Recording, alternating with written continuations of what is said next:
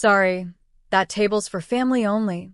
My sister sneered at her engagement party, pointing me to a fold-out chair by the trash cans. Everyone laughed as I sat alone. Then the $4,800 bill arrived, and the waiter looked at me.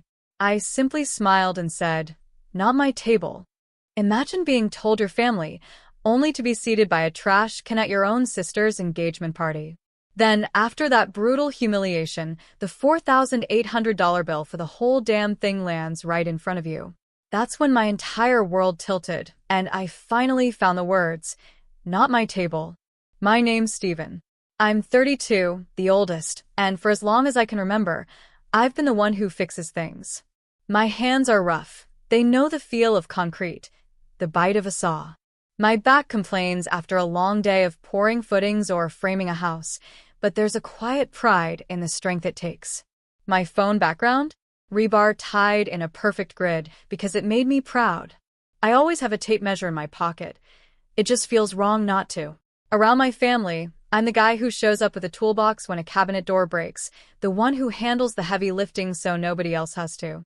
Not because I'm some saint, but honestly, it was always easier than arguing. Then there's Kelsey, my younger sister. She's 29, all marketing smiles and expensive nails. Her fiancé, Ethan, wears loafers without socks and talks about curating experiences. My parents adore them, saying they have vision. When I try to talk about something real, like pouring footings before the frost line, people just nod vaguely, like I'm speaking a foreign language. The engagement party. It was at this fancy place, way nicer than anything our family had ever gone to. White brick walls, industrial lights, a bar that looked like it jumped straight out of a magazine. I came straight from a job site, so I was in a clean work shirt. I scrubbed my hands with orange pumice soap in the truck, but the grit of the day still lingered under my nails. I brought Kelsey the gift she'd specifically asked for. Cash, tucked inside a card with a gold bow. Cash is more flexible, she'd said in the family chat. I remembered that word. Flexible. When I walked in, I saw the main table first. It was this long, beautiful rectangle, covered in a runner, flickering candles, delicate glass cups. Everyone I knew was there. Mom, Dad, Aunt Linda, Ethan's parents, Kelsey's Instagram friends. I lifted a hand in greeting. Kelsey saw me, and that perfect smile of hers shifted, just a fraction. She stood, smoothed her dress, and met me halfway for a hug that didn't quite connect. "Hey, Steven," she said, a wall of perfume between us. "Hey," I replied, holding up the card. "Congrats." She took it with just 2 fingers, like it might smudge her nails, then glanced past my shoulder toward the hostess. I looked at the table. Not a single empty seat. Just placed cards with fancy scripted names. "Where should I sit?" I asked, trying to keep my voice light, even though a knot was already forming in my stomach. Kelsey lifted her chin, a cold smile on her face. "Sorry, this table's for family only," she said. Then she pointed. "Past the bar, past the bathroom sign." My eyes followed her finger to the back of the room. Near the service door, right next to a gray trash can with a swinging lid, was a fold-out chair. On it, a napkin and a fork, wrapped in paper. No plate. Someone at the main table chuckled, then another, a low ripple of laughter that felt like it washed over me. I stood there, waiting. Maybe it was a joke. Just kidding? But then Ethan leaned back in his chair and called out, "We figured you'd want somewhere quiet, man, since you get off work late." My mom, who saw everything, didn't even look at me. She just poured herself some water and said to no one in particular, "He's fine." My face burned with a humiliating heat, but my hands stayed perfectly still. I stared at that trash can, at the tiny fingerprints on its silver handle. The service door opened, and a busser wheeled out a bin of dirty plates. He looked at me, then at the chair, then back at me. "You good?" he whispered, like he'd walked into the middle of a disaster. "I'm good," I managed to say. I picked up the fold-out chair. The metal legs scraped loudly across the concrete floor, a harsh sound that made a few heads turn, then quickly turn away. At the main table, a toast began. I heard my name once, fleetingly, in a list of thank yous, and Steven, who's always so reliable, before the chatter swallowed it whole. From my isolated corner, I could see Kelsey's profile, the perfect swing of her hair, the way she dabbed her lips with her napkin after she laughed. My chest felt tight, small, like it was collapsing. I took a deep breath, the way I do when I'm crawling under a house, trying not to think about the immense weight pressing down on me. A server brought me a plate, balancing it expertly on one arm. "Sorry about the seating," he mumbled. "They told us to put you here." "It's fine," I said again, the words tasting like ash. The fork felt flimsy. The chair wobbled precariously. Kelsey lifted her glass again.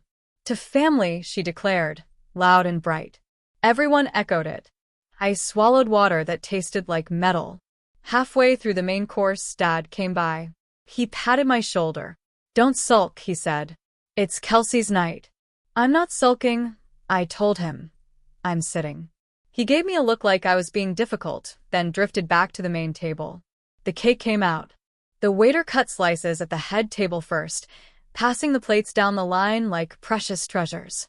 When the tray finally swung my way, Ethan's mother leaned in and whispered something to the server. My plate went past me. Then it passed again. The tray was empty by the time it reached my side. The busser caught my eye and winced. "I'll check the kitchen," he offered. "Don't worry," I said, folding my napkin deliberately like a blueprint. I watched the candles blink in the air conditioning. Maybe an hour later, the room went quiet. A bill presenter appeared at the head of the table. The manager whispered to Ethan. Ethan, ever the showman, tapped his knife against his glass. "Okay, team," he announced like this was a corporate meeting. "We've arranged the check a special way." He made direct eye contact with me across the room. The waiter followed his gaze. Just then, the busser returned, placing a small slice of cake on the wobbly corner of my chair. "I'm sorry, man," he breathed. I looked up. The waiter was staring directly at me, the leather bill folder clutched in his hand.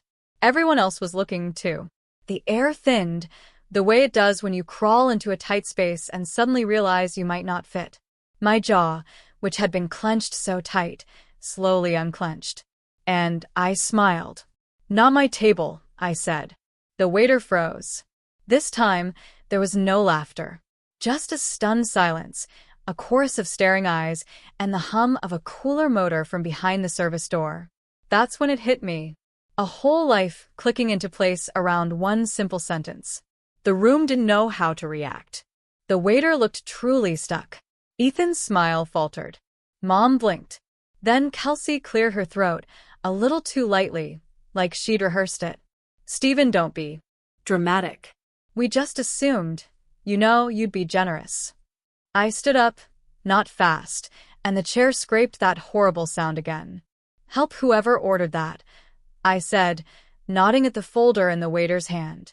"I'm not on that table's check. I'm on this one." I patted the scarred concrete floor next to my fold-out chair. People shifted, whispers erupted. Ethan tried to laugh again, a little too high-pitched this time. "Dude, relax. It's all in fun." But it wasn't fun. I thought about my spreadsheet, the co-signed loans, the scorching August day I'd worked on a slab while Kelsey texted me from a rooftop pool. I thought about anchors, the heavy metal ones that hold concrete beams steady against the wind. My boundaries had been painter's tape. My phone buzzed in my pocket. A text from Mom. "Don't embarrass your sister." I put the phone face down, slid my untouched slice of cake into a napkin. The busser's eyes were soft, concerned. "You okay?" he asked again. "Better than I was an hour ago," I said. The manager finally came over, a careful smile plastered on his face, like he was approaching a dog that might bite. "Is there a problem?" he asked. "No problem," I said, "just not my table." I didn't raise my voice. I didn't make a scene. I took a deep breath, and something inside me settled, solidifying like curing concrete. On my way out, I slipped the card, the cash gift, into the busser's hand. "Give this to Kelsey," I said. "Or don't. Up to you." Outside, the air was cool and clean. I stood on the sidewalk, watching cars slide past. My hands felt steady, a feeling so new it almost startled me. Then my phone lit up. The family group chat exploded. "Mom Steven, where did you go? Dad, you owe your sister an apology. Kelsey, grow up. Ethan, bro, you made the staff uncomfortable. Not a good look. Even Aunt Linda chimed in. Honey, money comes back. Family doesn't. I typed, deleted, typed, deleted. Then I wrote 2 words. I'm done. I put my phone in my pocket and walked to my truck. Somewhere behind me, a waiter was probably trying to explain a bill to a table covered in a pretty runner and little glass candles. The next morning, my front door shook like someone was trying to rip it from its hinges. I opened it to find Mom and Dad on my stoop, both still in yesterday's clothes. Mom's eyes were puffy. Dad had that familiar look he gets when he's already decided he's right. We need to talk, Mom said, pushing past me into my small duplex. Coffee? I asked out of habit, immediately hating myself for it. They sat. Mom didn't. She paced my kitchen like she was burning a trench into the floor. You humiliated your sister, she snapped, her voice sharp, in front of her future in-laws. Dad folded his arms. That bill was always going to you. Ethan said it that way, because you're the stable one. I leaned against the counter. You seated me by a trash can. Mom waved her hand dismissively. The restaurant messed up. Your daughter pointed me there. I countered, and then, inexplicably, I laughed. She opened her mouth, closed it, then jabbed a finger at me. You're so sensitive. It was a joke. You made it ugly. I pulled out my phone, opened the spreadsheet, and turned the screen toward them. Rows and rows of data. Dates, totals, notes. What is this? Dad asked, his brow furrowed. A list, I said, of every time I paid. Every time you said it was family. Every time it wasn't a loan. It was an obligation. Mom peered at the numbers. You've been keeping track? She asked, like I'd been collecting jars of teeth. Yes, I said, because someone had to. Dad's jaw tightened. You think you're owed for helping your family? I think I'm done being your A-team, I said, steady. I think boundaries are not punishments. Mom crossed her arms. So what? You're cutting us off. I'm cutting off access, I clarified, to my cards, my accounts, my time when it's not asked for with respect. Dad snorted. Respect? You stormed out. I left, I said quietly, after being told I wasn't family. Silence. The fridge hummed loudly in the quiet. Mom's voice softened, like she'd switched scripts. Sweetheart, we didn't mean it that way. Your sister is stressed. Big day, emotions. She needs you. No, I said. Just one word. It felt like taking the weight off a jack. Her eyes widened. What did you say? No, I repeated. Not this time. Not anymore. The answer is no. Dad stood, hands on the table like he was about to lift it. You're making a mistake. Family is everything. Family is not everything, I shot back. Family is people who act like family. Mom's mouth trembled. We raised you, and I appreciate that, I said. I also poured your patio, rebuilt your deck, fixed your pipes, and co-signed a car I don't drive. I don't need a medal. I need a seat at the table that isn't next to a trash can. Dad's face flushed. You're ungrateful.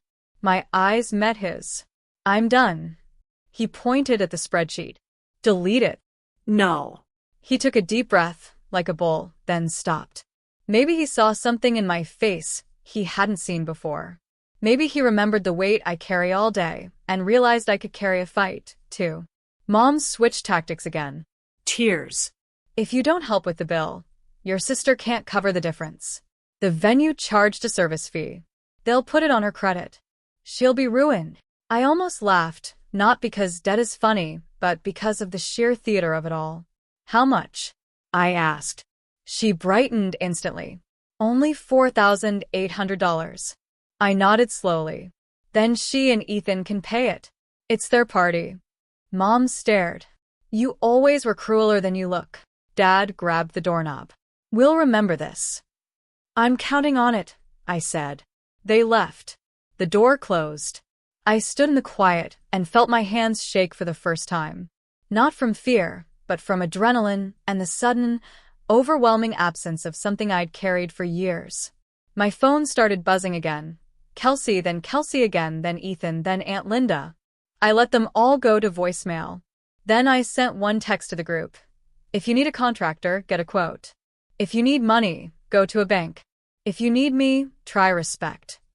That afternoon, I went to the job site and tied rebar with a speed I hadn't felt since I was 19. Every twist was a sentence I hadn't said in decades. Asterisk no. Not this time. I won't. Not my table. Asterisk that night, someone slid an envelope under my door. I opened it with a utility knife. Inside, a printout of the bill, a photo from the party, and a note in Kelsey's frantic handwriting. You did this. Fix it. I took a picture of the note, filed it away. The photo showed me in the background by the trash can eating cake. I printed that one. It's taped to my fridge now. The first day after a boundary is quiet. People wait, testing to see if you really meant it. The second day, it gets loud.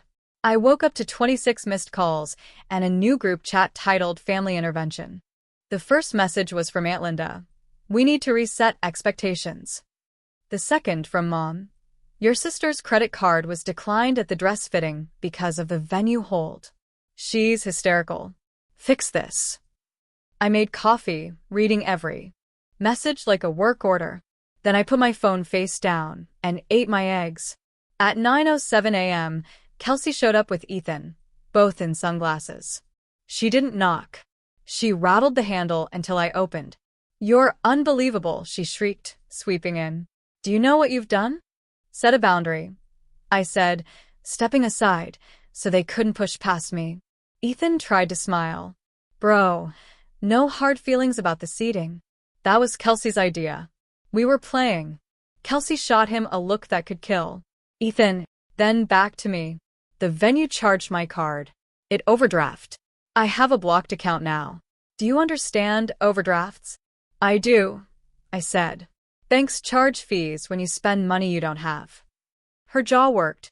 You've always been jealous. Of what? I asked. Of my life, she said, gesturing at her outfit, her ring. Of people liking me, of not having to live covered in dust. I looked at my hands, at the small cuts, the enduring strength. I like my life, I said. Ethan exhaled. We just need you to front the difference until the wedding gifts clear. There are no wedding gifts, I said. This was your engagement party. He blinked. Semantics. Kelsey leaned in, her voice low and venomous. Mom and Dad said, do the right thing.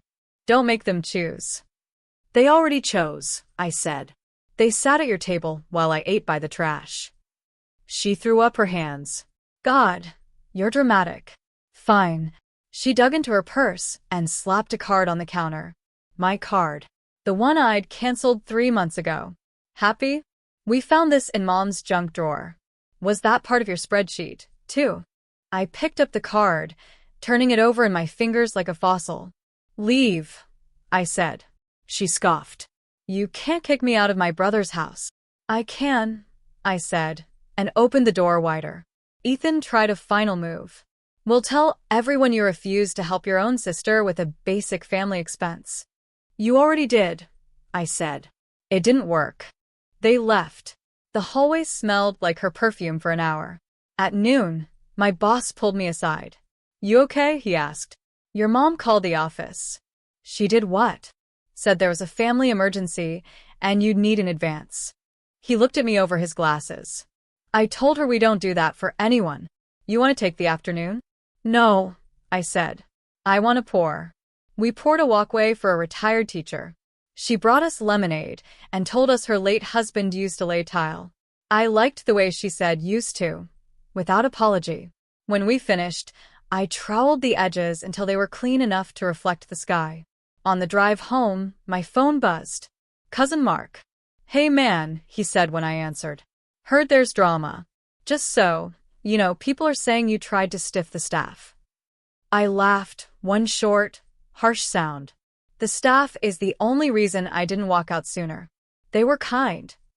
Mark hesitated. I believe you. For what it's worth. It's worth something, I said.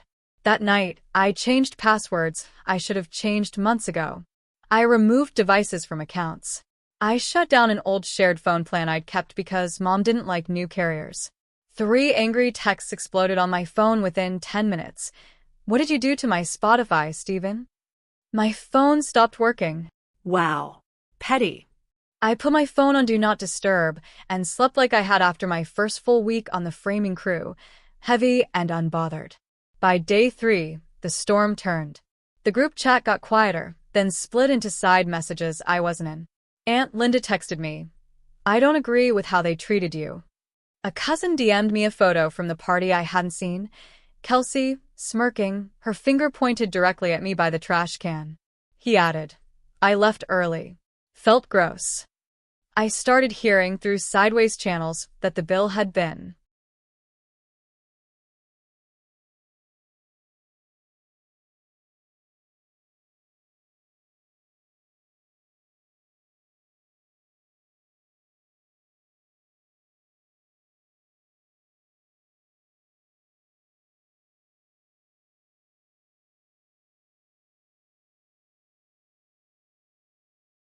divided the old-fashioned way.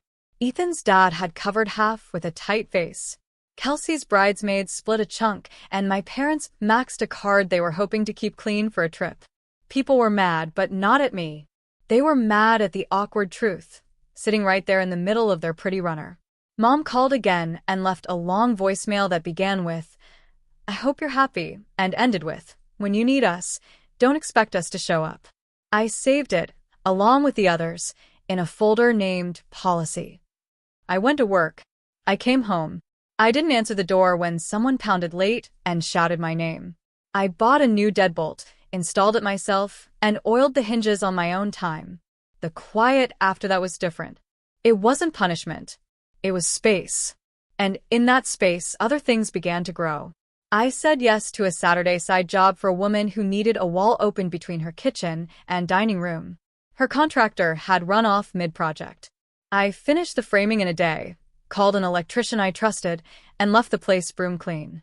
She paid me, then pressed a tip into my hand like I'd returned something she thought was gone forever. "You were respectful," she said, as if it surprised her. I shrugged. "It's not hard." I started lifting weights with a friend in the mornings again, pulled my old bike out of the shed, and fixed a squeak in a cabinet door that had bothered me for 2 years, just because it bothered me. A week later, Kelsey emailed me a spreadsheet of her own. The subject line, "Here." It was a list of what our family has done for you. There was unpaid rent from when I lived at home at 19, which I had paid, and we both knew it. 3 dinners from 2015. A list of Christmas gifts. And a final, grand note that said, "Mom carried you for 9 months." I replied with one sentence. "Thanks for the list. No reimbursements approved." She didn't write back. Instead, she posted an Instagram story with the words, "Blood isn't everything," over a boomerang of champagne. I laughed out loud. Then I closed the app and didn't open it again for a week. Real life moved. I took a small vacation day and drove to the lake with a thermos of coffee. I watched a guy teach his kid how to skip stones. I thought about my future the way you think about adding a deck, where the sun falls, how the weight will sit, what anchors you need so it doesn't tilt under guests. On Sunday, I got a text from Dad. "No, hello. Just, we're selling the house. We'll need your help moving." I typed, "Hire movers." He replied, "We can't afford that." I asked, "How much was the engagement party?" He didn't answer. Monday, my foreman asked if I wanted to take on a crew lead spot that was opening up. "You've got the calm people listen to," he said, "and the spine." I almost said I wasn't ready. Then I thought about that chair by the trash can, and I said, "I am." 2 weeks after the party, I went over to Mom and Dad's house. Mom had texted about a leak. But I didn't go as a son. I went as a contractor. I brought an invoice pad. Mom answered with red eyes, like she'd rehearsed them. "So, you'll help," she said, relieved. "I'll take a look," I said. "My rate is on the invoice." She froze. "You're charging your mother?" "I'm charging a client." I corrected her. "Family rates are for family." She swallowed hard and stepped aside. The leak was a bad wax ring on the upstairs toilet. I replaced it in 40 minutes. When I finished, I handed her the invoice. Her hand shook, but she signed. On my way out, Dad leaned in the doorway, his voice low. "You think you're better than us now?" "No," I said. "Just not worse." I drove home with a copy of the invoice on the passenger seat. It felt like a receipt for air. A month later, silence. I skipped the wedding, not my table.